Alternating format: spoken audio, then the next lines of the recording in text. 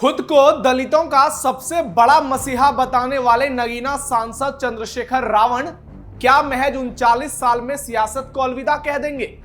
दलित समाज को हक और महिलाओं को सम्मान दिलाने की हुंकार भरने वाले रावण की सांसदी अब क्या वाकई खतरे में है? जी हां दोस्तों, अक्सर दलितों, शोषितों और वंचितों की बात करने वाले, बदलाव की सियासत का वादा करने वाले चंद्रशेखर का सियासी करियर अब पूरी तरह से दांव पर लग गया है। नगीना सांसद को लेकर ऐसे एक नहीं कई सवाल सियासी गलियारों में उफान मार रहे हैं, क्योंकि सांसद के खिलाफ यौन उत्पीड़न के मामले में अब कार्रवाई की झलक दिखने लगी है। 14 जुलाई को राष्ट्रीय महिला आयोग यानी एनसीडब्ल्यू ने भीम आर्मी चीफ और आजाद समाज पार्टी कांशीराम के मुखिया चंद्रशेखर के खिलाफ शिकायत दर्ज कर ली है और अब कभी भी पूछताछ के लिए उनको नोटिस जारी हो सकती है। दूसरी ओर उन पर यौन उत्पीड़न का आरोप लगाने वाली रोहिणी ने कसम खा ली है कि जब तक वो रावण को सलाखों के पीछे नहीं पहुंचा देंगी वो चैन से नहीं बैठेंगी, और उन्होंने सियासत में अपनी एंट्री को लेकर भी संदेश दे दिए हैं। आए दिन वो नगीना सांसद को लेकर नए नए खुलासे कर रही हैं और अब तो रोहिणी के तेवर साफ साफ बता रहे हैं कि वो चुनाव लड़ना चाहती हैं, रावण और मायावती के बदले खुद को एक दलित नेता के तौर पर स्थापित करना चाहती हैं। जबकि चंद्रशेखर रावण अब खुलकर तुष्टीकरण की सियासत करने लगे हैं। ऐसे में बड़ा सवाल है कि 3 जून को सार्वजनिक तौर पर शुरू हुई इस लड़ाई में क्या दलित समाज की बेटी रोहिणी को अब न्याय मिल पाएगा? क्योंकि मामला सिर्फ यौन उत्पीड़न का नहीं बल्कि महिला स्वाभिमान, महिला सम्मान का भी है, जिसे लेकर चंद्रशेखर के भेष में रावण हुंकार भरते हैं। नमस्कार, कैपिटल टीवी उत्तर प्रदेश के स्पेशल शो थर्ड आई में आपका स्वागत है। मैं हूं नवेंदु शेखर झा।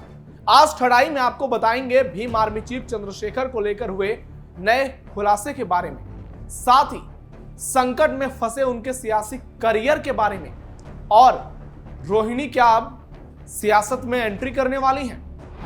नगीना सांसद के खिलाफ शिकायत दर्ज, राष्ट्रीय महिला आयोग ने रावण को घेरा, सावन में रावण ने खेला मुसलमान कार्ड, रोहिणी घावरी के ऐलान से मची सनसनी, आजाद समाज पार्टी कांशीराम के संस्थापक और नगीना सांसद चंद्रशेखर पर धोखाधड़ी, यौन शोषण और शादी का झांसा देकर शारीरिक संबंध बनाने के आरोप में शिकायत दर्ज की गई है।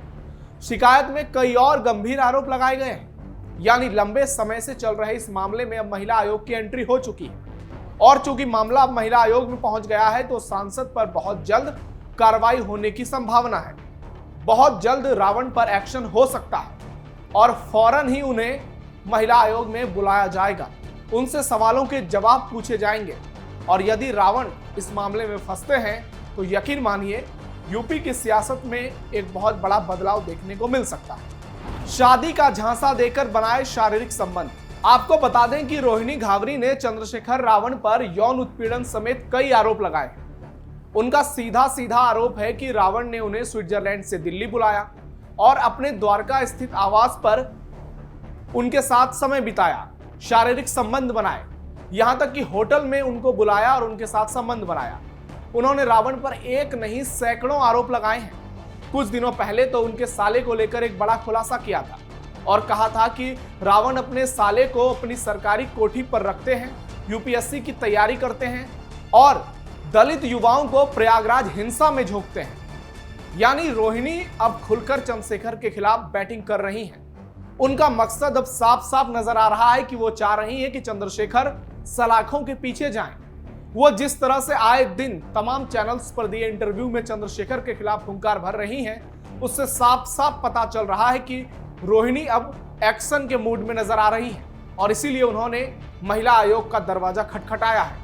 उन्होंने खुलासा किया था कि उनको यह मालूम ही नहीं था कि चंद्रशेखर रावण शादीशुदा है। 2022 में जब गोरखपुर से चंद्रशेखर रावण ने चुनाव लड़ने की बात कही, तब उन्हें पता चला कि रावण की शादी हो गई है। इसके बाद रोहिणी को बहुत बड़ा झटका लगा, उनके पैरों तले जमीन खिसक गई और उन्हें लगा कि चंद्रशेखर ने उनकी जिंदगी बर्बाद कर दी है। इसके बाद रोहिणी ने चंद्रशेखर के खिलाफ मोर्चा खोल दिया।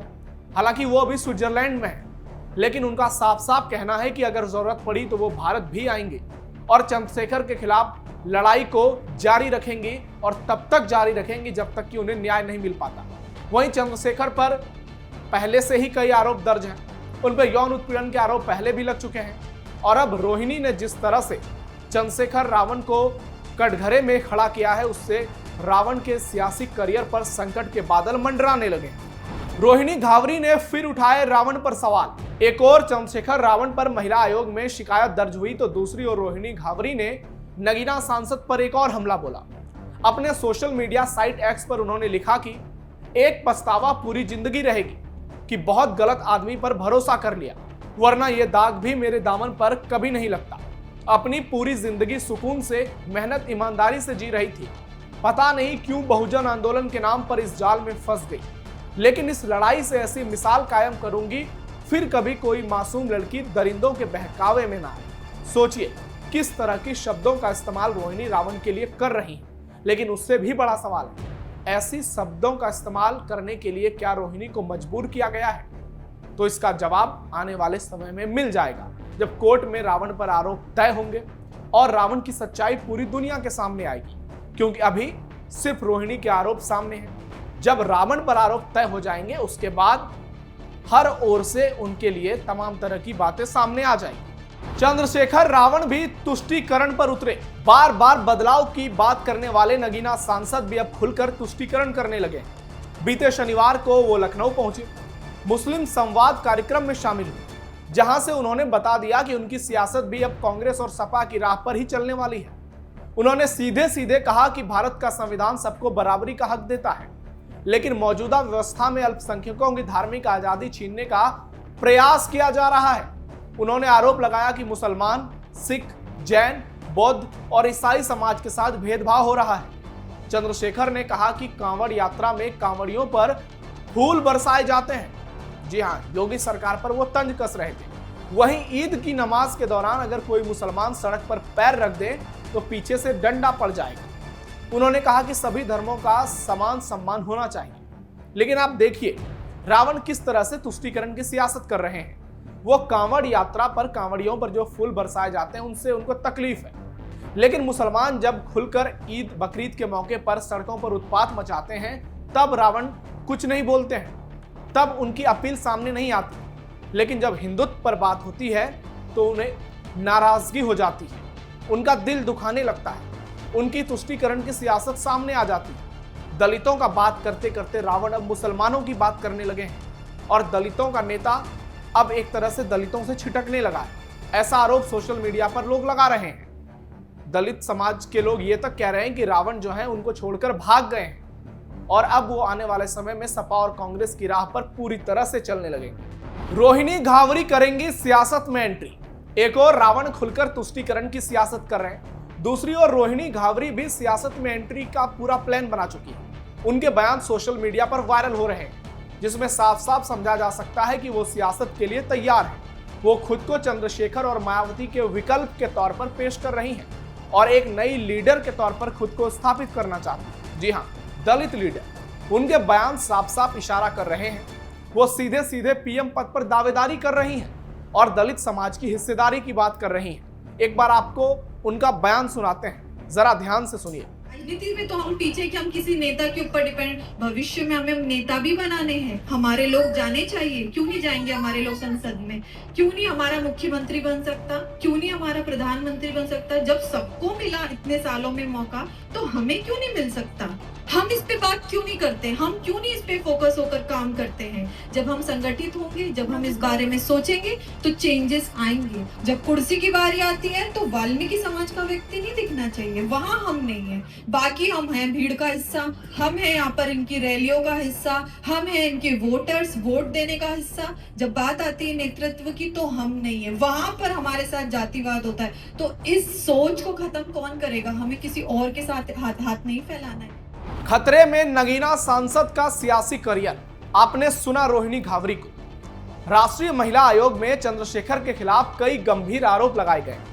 अगर ये आरोप सही साबित हुए तो चंद्रशेखर की छवि न सिर्फ पूरी तरह से मिट्टी में मिल जाएगी, बल्कि उनकी लोकसभा सदस्यता भी जा सकती है। उनका पूरा सियासी करियर तबाह हो सकता है, क्योंकि एक बार यदि छवि पर दाग लग गए तो उसे धुलना मुश्किल ही नहीं, नामुमकिन है, वो भी भारतीय सियासत में। चंद्रशेखर अभी केवल 39 साल के हैं और उनका करियर अभी आगे बढ़ना शुरू ही हुआ था। आपको बता दें कि उन पर पहले से ही कई मामले दर्ज हैं और यौन उत्पीड़न के गंभीर आरोप पहले भी लग चुके हैं। कुल मिलाकर भीम आर्मी चीफ और नगीना सांसद चंद्रशेखर रावण का सियासी करियर अब संकट में है और आने वाला समय तय करेगा कि उनका भविष्य क्या होगा। यानी 40 के पहले ही रावण का पॉलिटिकल करियर खत्म हो सकता है। जब इस उम्र में लोग सियासत में एंट्री करते हैं तो इसी उम्र में रावण का सियासी करियर का द एंड हो सकता है। सोचिए, अगर चंद्रशेखर रावण के चुनावी वादों के पीछे का असली चेहरा यही है तो यह केवल राजनीतिक धोखा नहीं बल्कि सामाजिक विश्वासघात भी है। अब सवाल यह है कि क्या इस रावण के पाखंड का पर्दाफाश होगा या फिर भरे मंच से नारे लगाकर सब कुछ ढक देने की कोशिश की जाएगी। जो लगातार रावण कर भी रहे हैं, उनकी पूरी सेना कर रही है। लेकिन अब महिला आयोग क्या एक्शन लेती है, यह देखना दिलचस्प होगा और रोहिणी घावरी के दावे हकीकत में कितने बदलते हैं। फिलहाल इस खबर पर आपकी क्या राय है, कमेंट बॉक्स में हमें जरूर बताइए। ऐसी और भी खबरों के लिए आप जुड़े रहिए कैपिटल टीवी उत्तर प्रदेश के साथ। धन्यवाद।